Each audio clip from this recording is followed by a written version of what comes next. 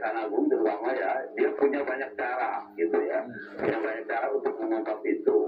Hanya saja mungkin satu cara itu kan harus didukung oleh bukti yang lain. Satu bukti itu harus didukung oleh bukti yang lain, gitu, sehingga dia menjadi bukti yang kuat. Nah, salah satu caranya adalah umpamanya menteri hubungan Jarod ini dengan siapa saja gitu selama 10 tahun ini gitu.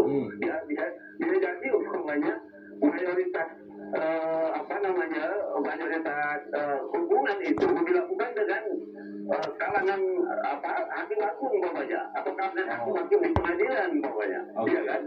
Nah, jadi juga sangat mungkin kemudian ada kesadaran Jarod atau bahkan gitu ya kesadaran penyidik juga kalau dibuka nih bahaya ini akan ada tidak hanya kasus ini yang akan terbuka tetapi dunia peradilan secara keseluruhan juga bisa akan runtuh gitu. Ternyata umpamanya semua hakim bisa disuap umpamanya seperti itu gitu. Nah saya kira itu intinya mengapa sampai hari ini belum dibuka dari mana saja itu uang hampir 1 triliun itu begitu. Pak Fikar, kalau biasanya kan tersangka yang menyimpan rahasia penting, kalau di peradilan kita kenalnya katanya saksi mahkota begitu, itu kan selalu dilindungi ya, karena informasinya itu bisa membahayakan dirinya. Sampai sekarang kan kita tidak lihat seorang Jarod Fikar sudah masuk dalam perlindungan LPSK misalnya. Itu kira-kira apakah kemudian mengindikasikan memang Jarod akan berhenti di Jarod saja kasusnya, tidak akan terbongkar, atau seperti apa Pak Fikar? Ya, saya kira juga perlu ada upaya dari LPSK gitu ya, mendekati Jarod supaya coba Jarod bisa membuka semua informasi mengenai uang yang dikumpulkan itu. Saya yakin lah, umpamanya Jarod tidak mungkin hanya ingat 3 hakim yang di Surabaya itu gitu ya, tetapi juga ada banyak hakim. Mengingat kan kedudukan Jarod ini sangat strategis sebenarnya, kepala diklat gitu. Jadi hampir semua hakim yang pendidikan itu berhubungan dengan dia gitu. Nah itu artinya itu yang sangat memudahkan bisnisnya dia gitu, bisnis dalam tanda kutip ya. Nah seperti itu. Nah ini yang dikhawatirkan gitu ya, yang dikhawatirkan. Nah kalau dia tetap bertahan, saya kira penyidik ini punya banyak cara untuk membuka itu gitu. Nah hanya saja itu tadi yang saya katakan, kalau dapat satu informasi itu kan harus diproses juga dengan informasi yang lain. Artinya ada satu bukti harus didukung oleh bukti yang lain gitu. Nah itu yang saya kira menjadi persoalan penyidik sekarang ini gitu. Nah karena umpamanya Jarod tidak mau membuka secara keseluruhan gitu. Ya atau itu tadi yang saya bilang sebaliknya, sebenarnya Jarod membuka seluruhnya, tetapi ada pihak-pihak yang sengaja umpamanya itu untuk tidak dibuka. Karena itu tadi saya bilang kekhawatiran meruntuhkan dunia peradilan secara keseluruhan gitu. Pak Fikar, itu harapan Anda juga harapan saya sih. Tapi kalau secara realistis ya Pak Fikar, sebagai orang yang berkecimpung di dunia hukum sekian lama, Anda masih optimis tidak? Masih yakin tidak bahwa kasus ini akan berujung dengan jelas bahwa aliran dana 1 triliun itu memang akhirnya akan ketahuan dan terbukti dan akhirnya bisa membersihkan dari oknum-oknumnya MA ataupun peradilan yang lain? Masih betul-betul yakin tidak Pak Fikar? Ya saya sendiri ada keraguan gitu ya, tetapi saya harus meyakinkan diri bahwa dengan menteri pola-pola hubungan dia dengan pihak-pihak lain melalui hubungan telepon umpamanya, saya kira penyidik akan bisa ya membongkar ini gitu, dan kita berharap itu dilakukan gitu, karena bagaimanapun juga ini kepentingan kita semua, kepentingan rakyat Indonesia gitu terhadap peradilan yang bersih begitu. Tidak akan ada sungkan ulu antara Kejaksaan Agung dan Mahkamah Agung, Pak Fikar? Ya, saya kira kan masing-masing lembaga itu punya fungsi dan kewenangan masing-masing gitu. Sepanjang mereka menjalankan fungsi dan kewenangan masing-masing, itu artinya dunia peradilan kita baik gitu. Ya, baik kan, hubungan tidak harus ada bahasa populernya harus ada KKN atau apa kan seperti itu gitu ya kan. Baik. Hubungan itu tetap hubungan profesional gitu, dan hubungan profesional inilah yang akan menjadikan dunia peradilan kita menjadi bersih gitu. Baik, kita berharap dan tunggu sama-sama supaya ada kejelasan kasus Zaro Fikar ini. Terima kasih Pakar Hukum Pidana Universitas Trisakti Abdul Fikar Hajar sudah menceritakan kami. Selamat pagi Pak Fikar. Selamat pagi Mas Leo. Ya. Pak Iman, kalau kemudian Zaro Fikar tetap lupa, seperti yang tadi kata Pak Fikar, itu memang bisa ditelusuri oleh Kejagung lewat handphonenya atau yang lain atau seperti apa? Begini Bung Leo, kalau buat kita orang awam, pasti kita merasa sulit kan? Iya. Tetapi orang Kejaksaan Agung, segala kecerdasan mereka miliki kok. Teknologinya sudah mereka miliki. Teknik-teknik. Jadi urusan investigasi. Jarod Fikar ini, buat mereka itu enteng. Nggak ada apa-apanya ini. Mereka udah terbiasa kok menghadapi tersangka bungkam itu mulut, tetap bisa membuka. Jadi ini nggak ada halangan buat Kejaksaan Agung. Secara teknis tidak susah ya? Secara teknis nggak ada sulit ini, karena barang sudah dalam genggaman mereka loh.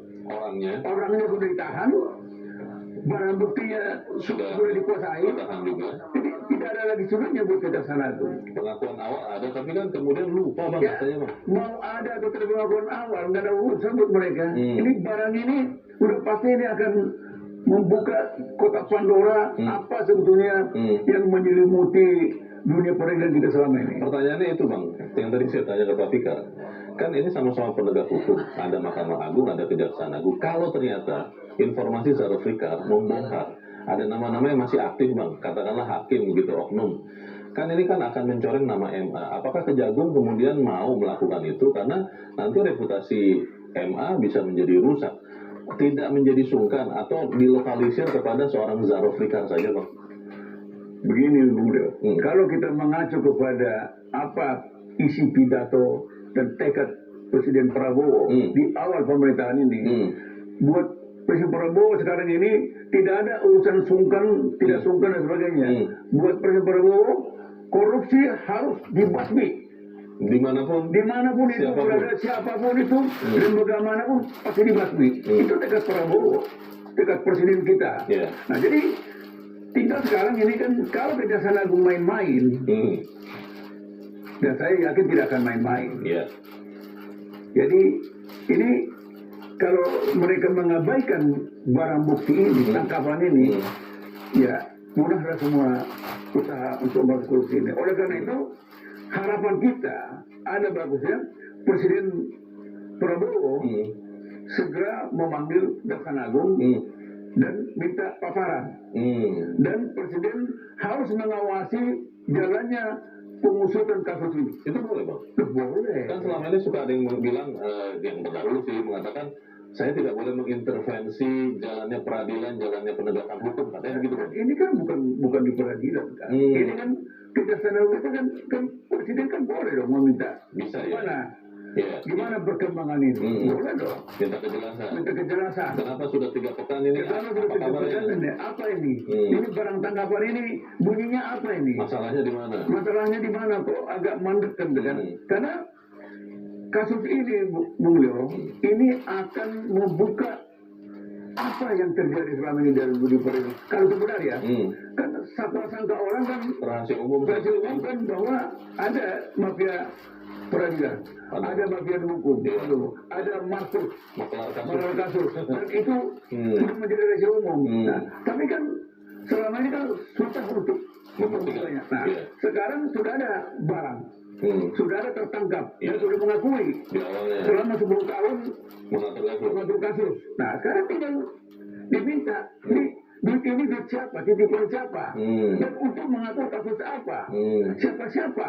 Ini kan jangan-jangan dugaan masyarakat karena itu tertutup rapi, jangan-jangan dalam duit itu sudah di cluster.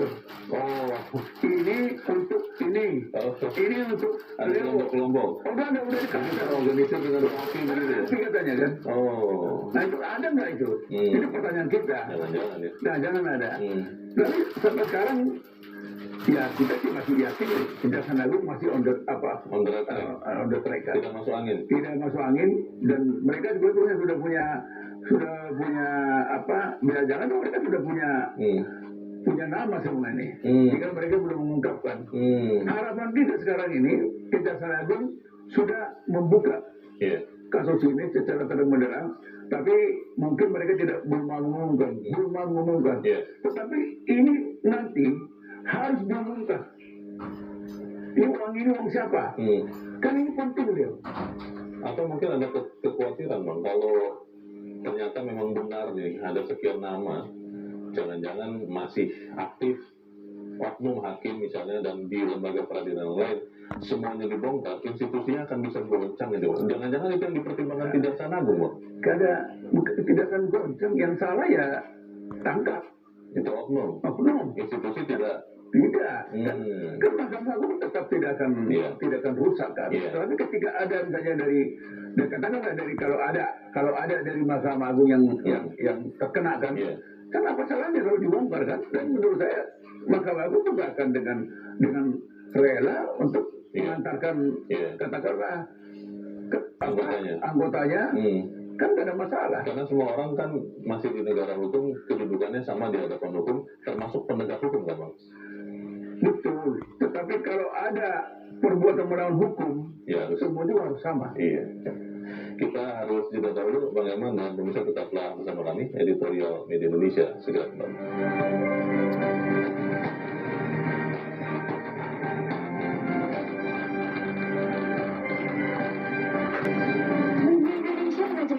Dan sekarang waktunya kita, Bang Herman, untuk mendengarkan juga pendapat dari pemirsa Metro TV.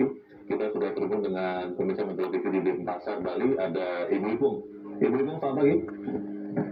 Pagi Bang Leo, pagi Bang Herman, apa kabar? Maaf karena sangat menghilang saya. Iya. Bagaimana Bu, ini kasus Zara Fikar kalau menurut Bu Ipung bisa berujung terang benderang atau seperti apa? Silakan Bu. Pesimis Bang ya. Pesimis banget. Bang Zara Fikar tentu tidak akan mau bernyanyi. Karena apa? Saya pernah ngomong kan Bang, Abang pernah masuk nggak ke Mahkamah Agung? Itu ibarat negara dalam negara Bang. Tidak ada orang yang bisa masuk kecuali orang-orang yang terpilih, orang yang punya orang di dalam yang bisa mengantarkan masuk ke dalam. Itu mampu. Sidang di Mahkamah Agung tidak pernah terendus, tidak pernah tahu kita siapa majelis hakimnya, siapa yang pegang perkaranya, kapan masuk ke bamus, kapan akan diputus, kita nggak pernah tahu Bang. Tetapi isu yang berkembang, angka yang beredar di sana 2 sampai